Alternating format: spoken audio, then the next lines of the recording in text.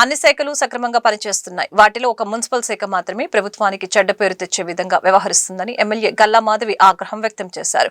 పశ్చిమ నియోజకవర్గంలోని ప్రజలు ఎదుర్కొంటున్న సమస్యలపై ఎమ్మెల్యే మీడియాతో మాట్లాడారు. నగరంలో గంజాయి సమస్య ఎక్కువగా ఉందని అధికార దృష్టికి తీసుకువెళ్తే వారు వెంటనే స్పందించి ఆ సమస్య నివారణకు చర్యలు తీసుకున్నారని తెలియజేశారు.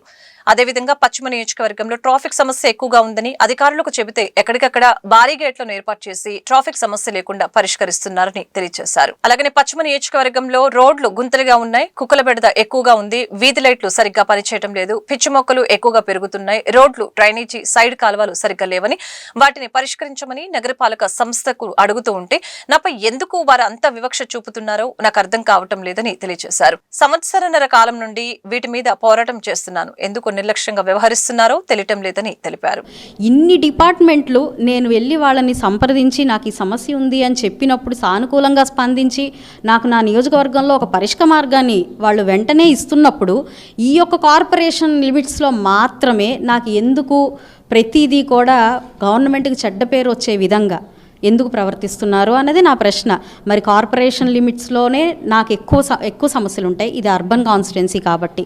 మరి ప్రతిరోజు ప్రతినిత్యం నాకు కార్పొరేషన్తో పని ఉంటున్నప్పుడు ప్రియారిటీ వైజ్ నాకు పనులు చేసి పెట్టండి అని నేను అడుగుతున్నప్పుడు కొన్ని కోట్ల రూపాయల నిధుల్ని వెచ్చిచ్చి నాకు పనులు ఇంటీరియర్గా ఎక్కడ ప్రజలు చూడనివి ప్రాంతాల్లో పనులు జరుగుతున్నప్పుడు నిత్యం ప్రజలు వస్తూ పోతూ నిత్యం విమర్శాత్మకంగా మారిపోతున్న సమస్యల మీద చెత్త కుప్పలు చూడండి మీరు.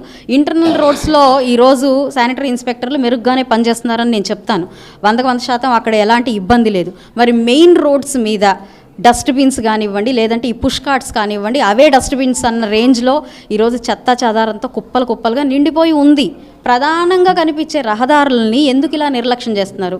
ఇది ఏం మెసేజ్ ప్రజలకు ఇవ్వాలనుకుంటున్నారు? కూటమి ప్రభుత్వం పనిచేయట్లేదు సరిగ్గా అని చూపించాలనుకుంటున్నారా? ఇలాంటివన్నీ నా ప్రశ్నలండి. ఇందులో న్యాయం లేదు అంటే కొంతమంది అడిగారు మీడియా మిత్రులు, మీరు ఎందుకు కార్పొరేషన్ని కమిషనర్ గారిని టార్గెట్ చేస్తున్నారు అని అడిగారు. ఇందులో ప్రతి ప్రశ్న మరి ప్రజల సంక్షేమం కోసం, శ్రేయస్సు కోసం నేను అడుగుతున్న ప్రశ్న. దీనికి పరిష్కారం రాలేదు అన్న ఆవేదనని టార్గెట్కి మరి చాలా వ్యత్యాసం ఉంటుంది, అది ఆలోచించుకోవాలి. మరి రేషన్ షాపులు ఏవి కమిషనర్ గారు అండర్ కింద రావు. అయితే సివిల్ సప్లైస్ కమిషనర్ గారిని, డిఎస్ఓ గారిని సంప్రదించే నేను దానికి ఒక తగు నిర్ణయం తీసుకొని కలెక్టర్ గారిని సంప్రదించాను తప్ప కమిషనర్ గారిని నేనే మాట అనలేదు. అంటే ఏ డిపార్ట్మెంట్ కింద ఎవరు వస్తారు, ఏ డిపార్ట్మెంట్ కింద ఏ పని జరుగుతుంది అన్న అవగాహన చాలా సూక్ష్మంగా నాకు ఉంది. మరి ఈ R&B రోడ్డు నిన్న జరిగిన విషయం కూడా నేను చెప్తాను. అది R&B కిందకే వస్తుంది, అది 100% నాకు తెలుసు. పాట్ హోల్ ఫిల్లింగ్ మాత్రం కార్పొరేషన్ వాళ్ళు చేయాలి.